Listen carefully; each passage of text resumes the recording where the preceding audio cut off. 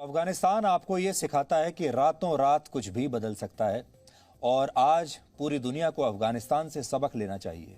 पहली सीख तो ये है, अगर आपका राष्ट्र मजबूत नहीं है तो आपका बंगला, आपकी गाड़ियां, आपका बिजनेस, आपका बैंक बैलेंस और आपकी पढ़ाई लिखाई आपके किसी काम नहीं आएगी। ये सब आपके किसी काम नहीं रहेगा। दूसरी सीख है, अगर आपका देश आत्मनिर्भर नहीं है तो आपकी अपनी संपत्ति की भी कोई कीमत नहीं रह जाती।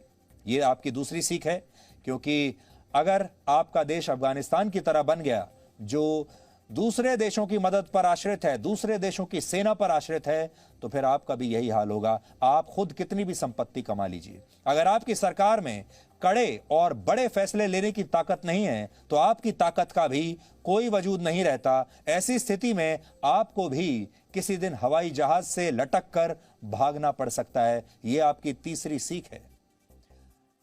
अगली सीख यह है कि जिस नेता को आपने चुना है वो अगर कमजोर हो, यानी अगर आपका नेतृत्व ही कमजोर है, तो सब कुछ होने के बावजूद किसी भी देश के नागरिकों को शरणार्थी बनते देर नहीं लगती। ऐसे कमजोर नेता मुश्किल परिस्थितियों में या तो अपने लोगों को छोड़कर भाग जाते हैं या फिर दूसरे देशों के साथ सौदा कर लेते हैं, जैसा कि अफगानिस्तान में हुआ।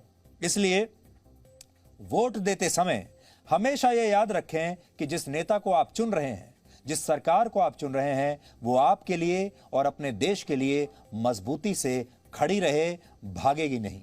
और सबसे बड़ी सीख यह है कि जाति, धर्म, डर और मुफ्त की चीजों के नाम पर आप किसी को भी वोट मत दीजिए।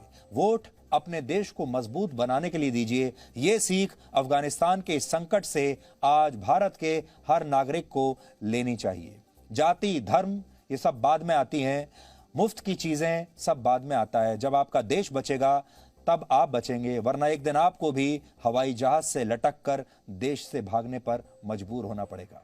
ये किसी के साथ भी हो सकता है।